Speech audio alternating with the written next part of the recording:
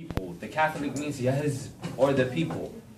So in that general definition of the Catholic, we do confess in our creed that we believe in one Catholic and Apostolic Church, and that's why we edited the creed in order to incorporate this new version. With that being said, let's go into today's lesson.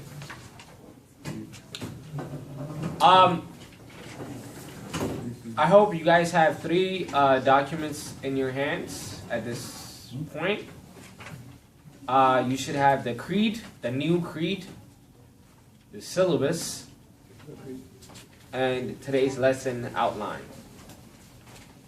I might not get to the creed, or I might not get to the syllabus because I'm planning to use the class until 2 o'clock, and if we do that, then you just have to look at the syllabus on your own day. There are announcements pertaining to the syllabus that I will announce even if I don't get through the whole syllabus. So, welcome to the first class of Where is That in the Bible? That is the title of this class. And I'm glad to see at least 2 new faces. I think everybody else has been here before, but you guys are not really new faces because I see you guys in the morning anyways. So, for those of you that don't know, this is our 3rd class that we are doing. The first class was titled,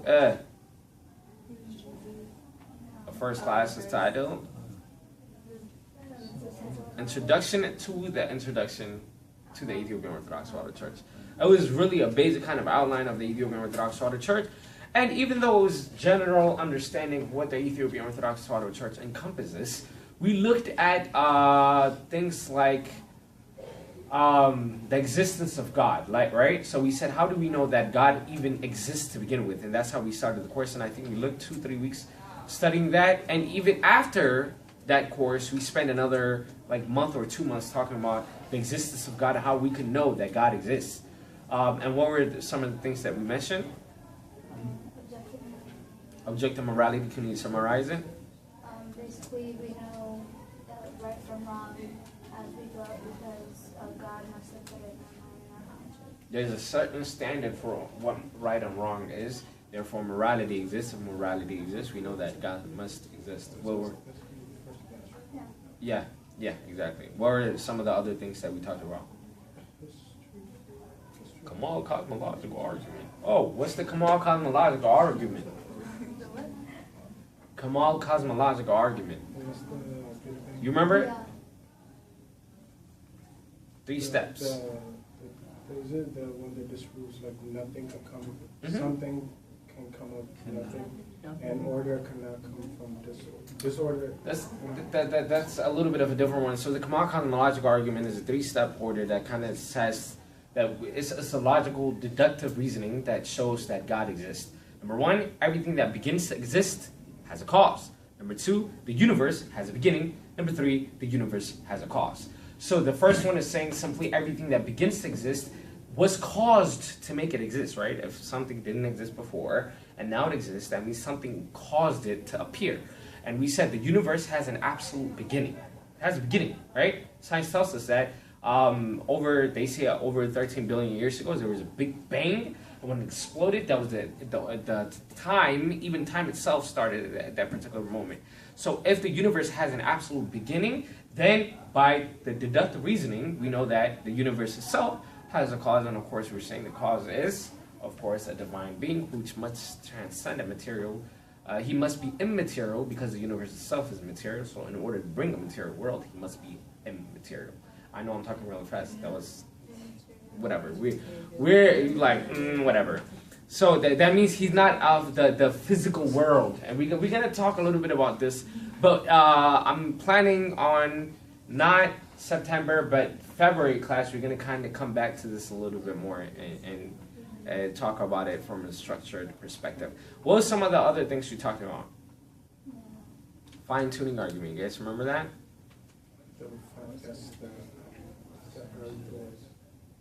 A little bit to the right or left, everything would be not existent. Everything in the universe is created in such a way to permit the existence of life, right? And our planet is shaped in a certain way so that life exists. And if anything switched, that means we wouldn't have survived, or there would be no life at all in this universe. So what this shows is, because everything is fine-tuned, it was engineered in such a way that we exist, which means that it takes a minded, like an intelligent mind to orchestrate a universe like the one that we have. So these are the reasons that and there was another thing. We also looked at it last class, but we kind of reviewed it the first class. We know that God exists because, okay, what did we talk about last class? Who is Jesus? What was the biggest topic, theme? History. We know that God also exists through history, because obviously if you're able to prove that Christ exists through history and Christ is the Son of God, it means you know that there's a divine being. So that was the first. That was the first class. The second class, we started talking about who is Jesus. That kind of showed what in that class. What? So who is Jesus? The last class that we were doing. What was the main objective of the class? And to show that Christianity is right compared to any other religion. which were the main religions that we looked at? Judaism, Christianity, Islam. We compared and contrasted between the three religions, and then we said, based on historical knowledge that we have, we know that Christ is the Son of God and the Son of Man.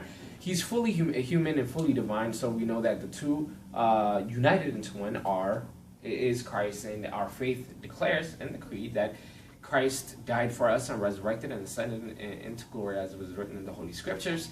And this is what we confess as Christians, right? This is what we talked about last time. Now we're going to fine-tune it a little bit more. We're going to say, how do we know orthodoxy is the right way within Christianity? So we said, first, we didn't know whether or not God existed. Then we should kind of show that. And then we said, okay, God exists, but how do we know Christianity is the right religion? And we showed that. Now we're saying, how do we know orthodox is the right one? Right? So we're kind of zooming in even more. And what we're doing is, in this class, we're going to be talking about the things that you can really see. Like when you come to the Orthodox Church, there's certain things that makes it orthodoxy, right? Versus another type of church. What are some of the things that when you see, you're like, oh, that's definitely Orthodox? Raise your hand or scream it out. I don't care. What makes a church orthodoxy? Like, what gives something an orthodoxy feeling? Liturgy. Okay, very good. Kabbalah. Okay. I'm saying all Orthodox. So think like Coptic and stuff like that too. Etan. Very good. Okay. The Ark of the Covenant is only near your Orthodox church, but good. Come on. Think all Orthodox. All Orthodox. Fasting, very good.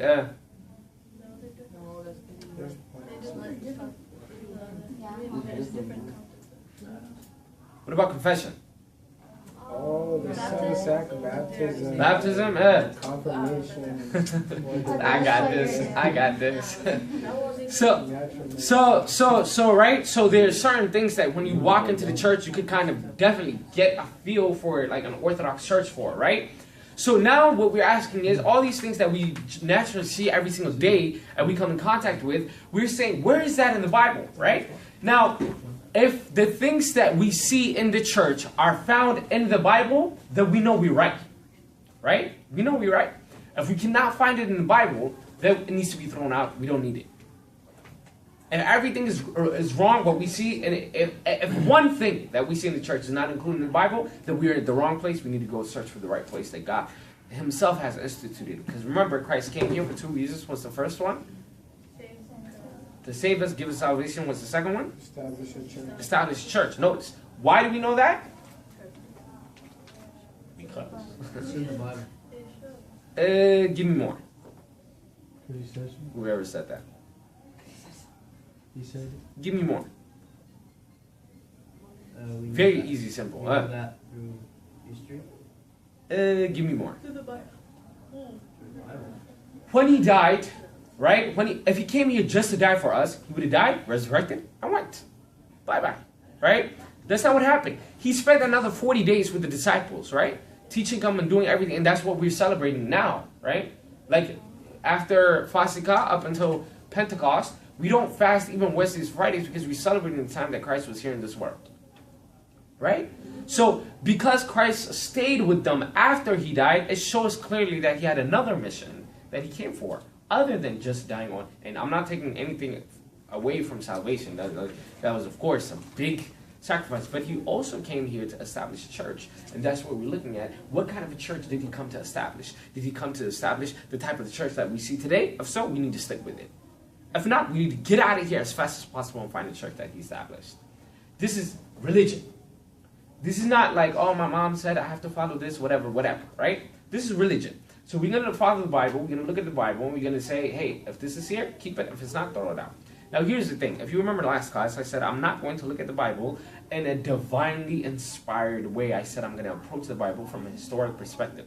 You guys remember that, right? Now I'm approaching it from a divinely inspired way. I'm not looking at it as a historical document. Now I'm looking at it as a Christian, from a vantage point of a Christian. So I'm looking at it as every single word in here is the word of God, the breath of God. Why? Because we're discussing amongst Christians. Before we were discussing amongst non-believers. You can't go to a non-believer and say, I know this is true because the Bible told me so.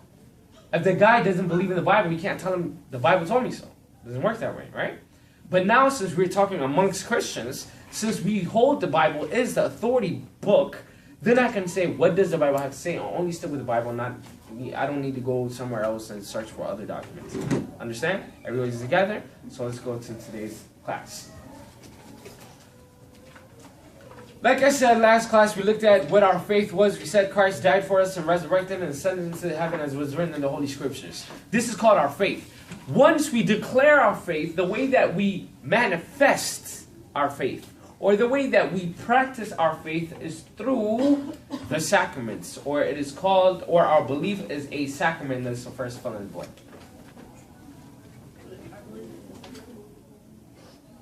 It's first. After declaring our faith, the medium that we use to practice our belief is a sacrament. Or you can say sacraments. Take A out of it. When Christ died on the cross, okay.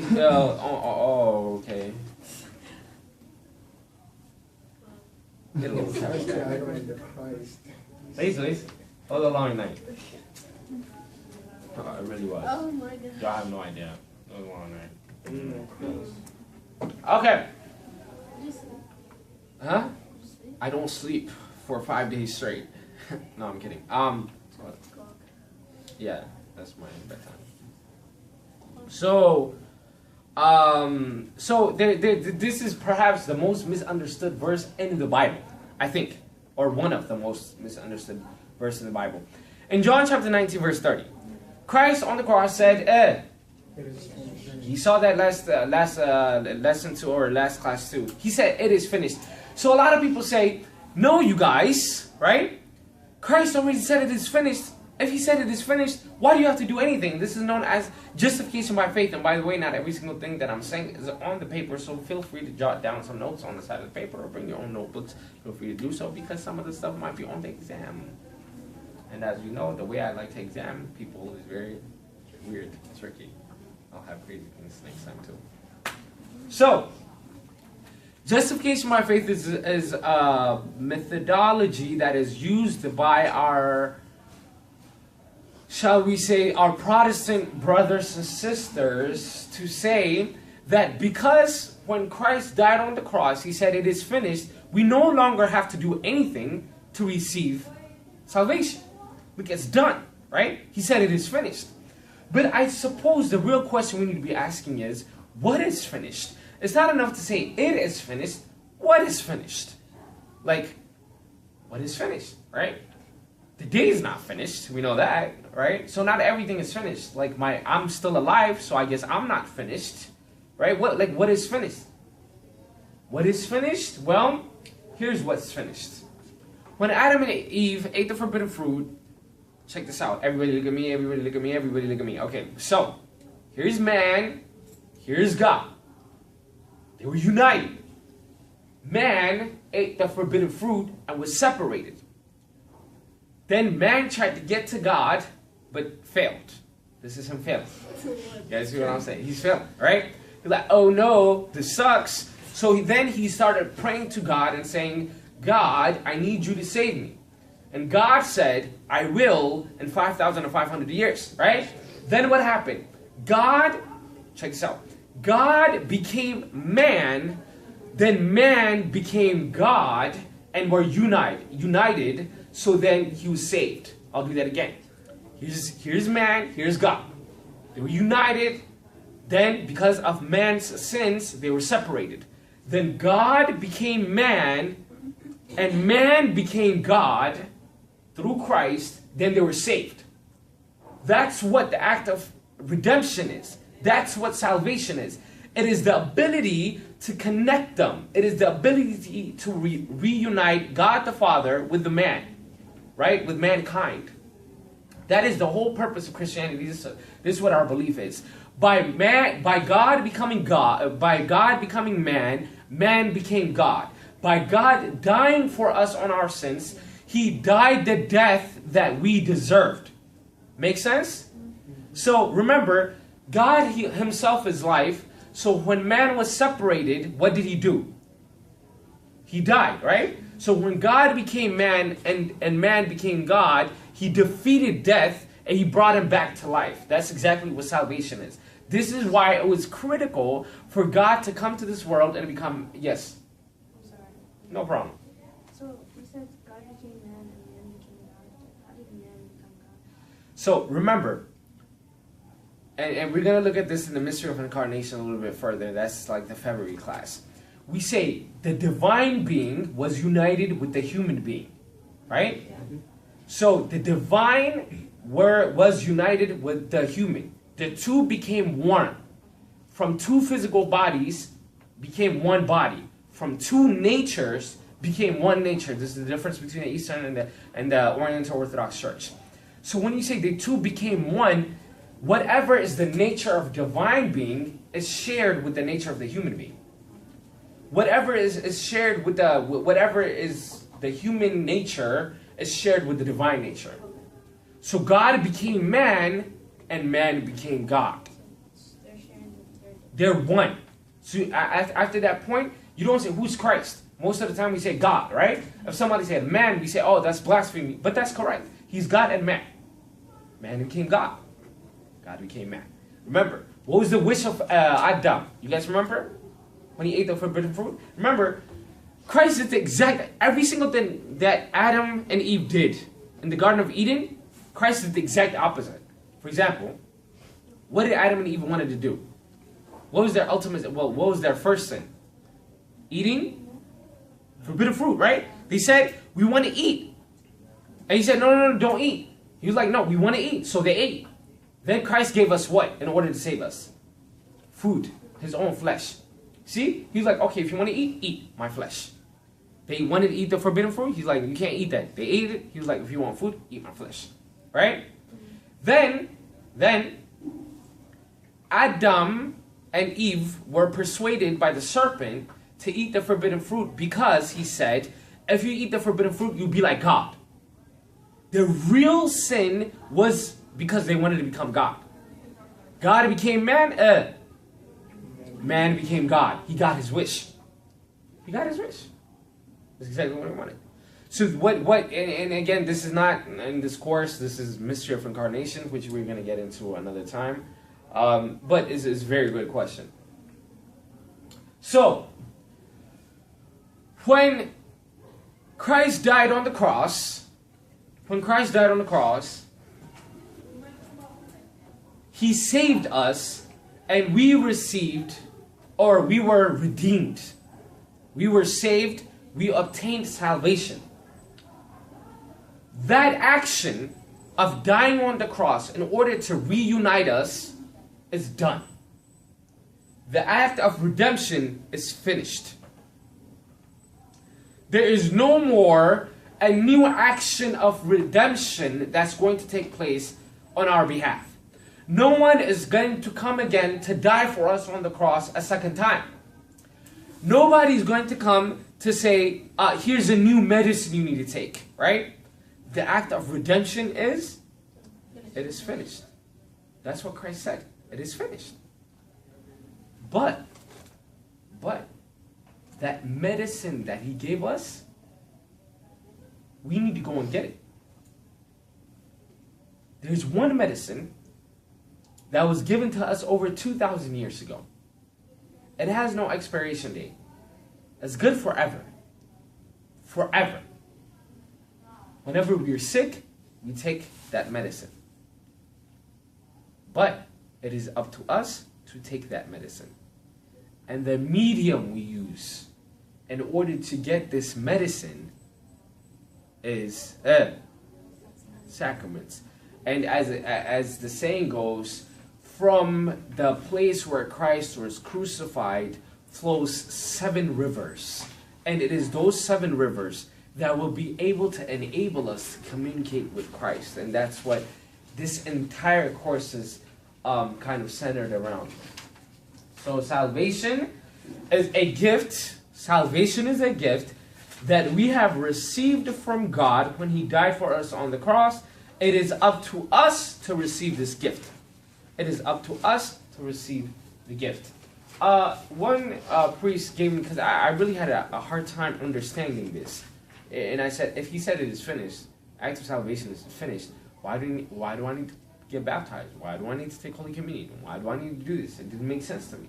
I was like, he said it is finished, so why the need to do all these things? And he gave me an analogy which really helped me out. He said, imagine your parents were rich. Like really, really rich, right? And especially, my question was with Holy Communion, because Holy Communion is a sacrament that you repeat over and over and over and over and over again. And I said, why? Right? If you're saved once, you're saved. That's it. Like, okay, maybe you need to take it once, but I don't see why you need to repeat it, right? So he said, imagine your parents were like really, really, really rich and they died, right? And right before they died, they put all their money in the bank. Like all of it. So when they die, do you have money? Absolutely, right? Like that money's yours, no? But you have to go to the bank and claim it. Right? Until you do, you can't purchase anything because you haven't claimed the money that's in the bank. That's waiting for you. It has your name on it. Right? It's there for you forever. And you can go pick it up anytime. But if you're in need, like if you're poor, you're about to get kicked out of your house, unless you claim the house or the money, you can't pay mortgage. And that's just how it works. So when you go and collect money, let's say you take out like $500,000, and let's say your parents are billionaires, right? And you take like $500,000, you still have money in there. So whenever you need money, you just go back and get it. But it's not like your parents are coming back from the dead and putting in more and more money for you. It's just that they're rich. They put all the money you can possibly need for the rest of your life in the bank. So all you need to do is whenever you need money, go to the bank and claim it. Those are the sacraments. Every time you go and you're claiming it, it is the sacrament. So that analogy, although it's not the full analogy that can be used in order to describe the 7 sacraments, was kind of a good way to at least kind of face us in the right direction. And if you couple that, of course, with the Bible and all that stuff, you'll be even further in. So, the word sacrament is derived from 2 words, and is derived from the Latin word sacer, which means holy, and the Greek word mysterion, which means sacred rite or sacred mystery. Sacred mystery. So, the word mystery then, in the Bible is used under 2 scenarios. The word mystery in the Bible is used under 2 scenarios. The first one is the knowledge of God. The knowledge of the metaphysical world. The knowledge of the divine being. Right? For example, in Luke chapter 8, verse 10, it says, to you it has been given to know the mysteries, the mysteries of the kingdom of God. So here it is Christ talking to his disciples. He's telling the disciples, to you it has been given to know the mysteries of the kingdom of heaven. Why? Because the kingdom of God is of the metaphysical world, meaning it is outside of this physical world that we see. Since it is outside of the world that we can see, and by the way, what I mean by see is not only visual, what I mean by see is anything that can be detected by the 5 senses that we have, right? Anything you can hear, anything you can touch, anything you can smell, anything you can taste, anything you see. All these things include visual, what I'm going to say the visible senses. So what he's telling them is the kingdom of God is not of this world, it is of the metaphysical world, meaning outside of this world. Therefore, you need to have mysteries in order to understand it. So it is the knowledge that only when God gives you, you'll be able to understand. You guys understand what I'm saying, right? Okay. Again, let's look at another example. And we're right now we're looking at the way the word mystery is being used in the Bible. 1 Timothy chapter 3, verse 16, it says, "And without controversy, great is the mystery of godliness." Again, it's talking about the divine being of God, the divinity. And it's saying, in order to understand God, you got to have knowledge from God, allowing you to understand Him better. David, please wake up. After that talk earlier.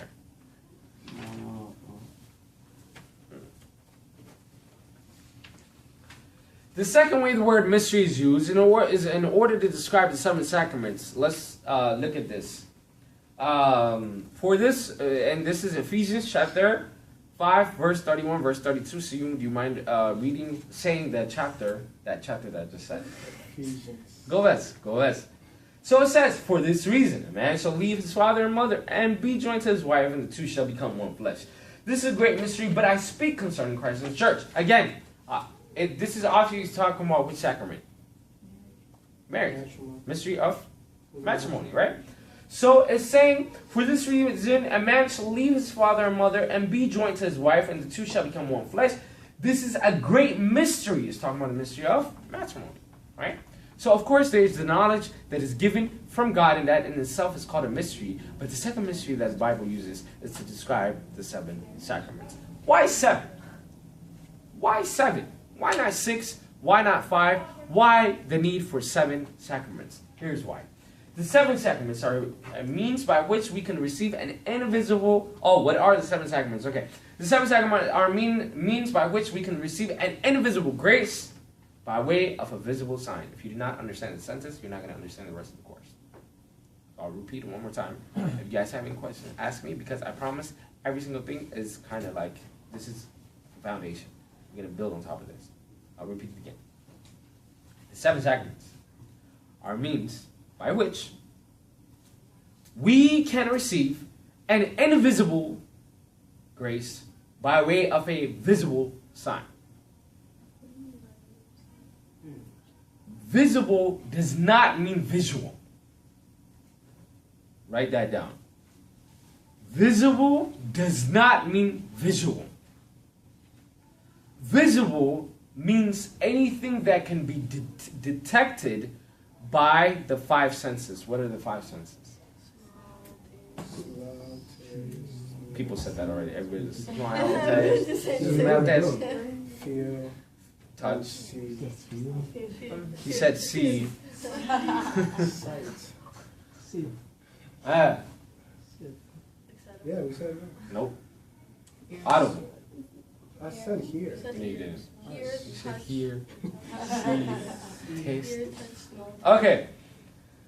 So, by doing these things, by activating our 5 senses through these sacraments, we will be able to receive an invisible grace that God gives us.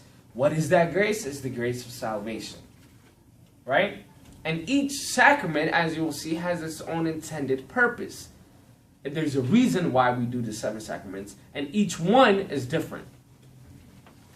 Random question, and it's actually in the notes. Don't look at him. Everybody look at me. Everybody look at me. Everybody don't cheat. Don't cheat. Don't cheat. Don't cheat. Is the 7 sacraments offered for everyone?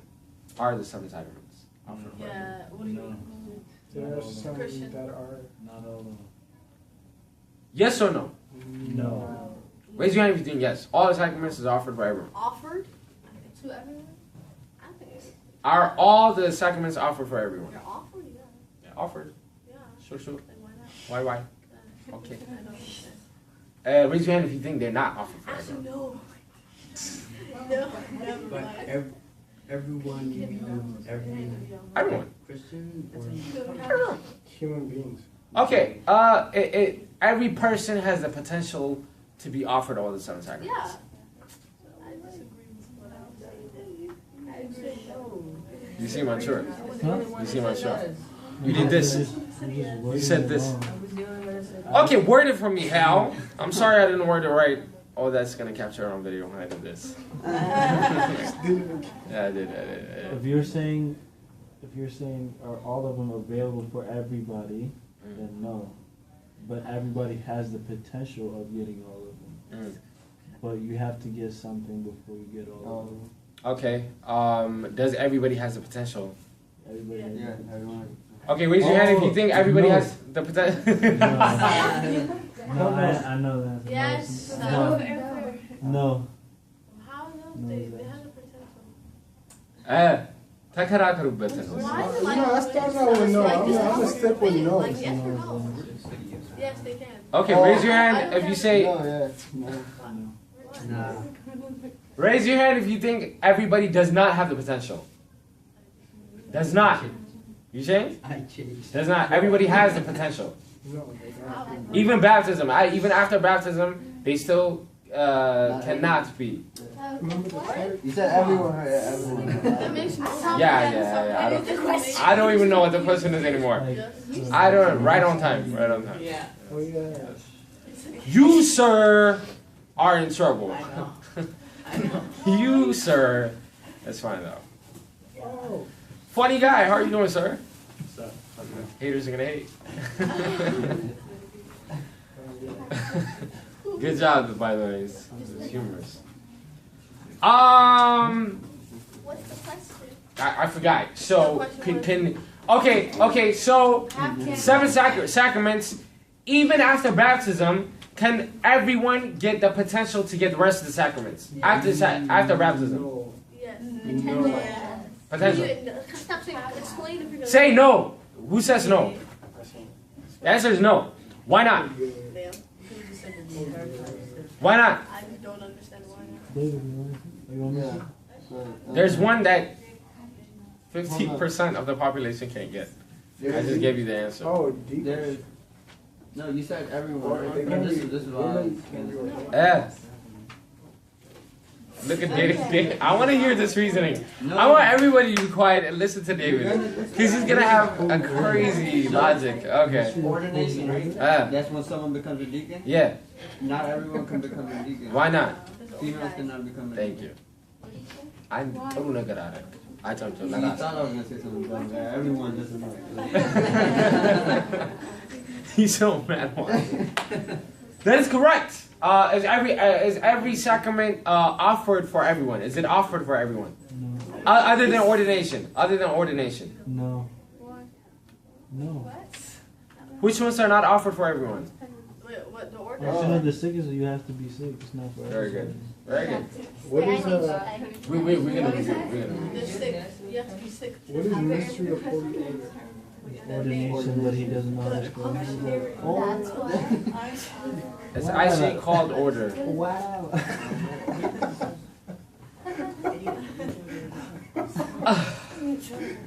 It's actually called order.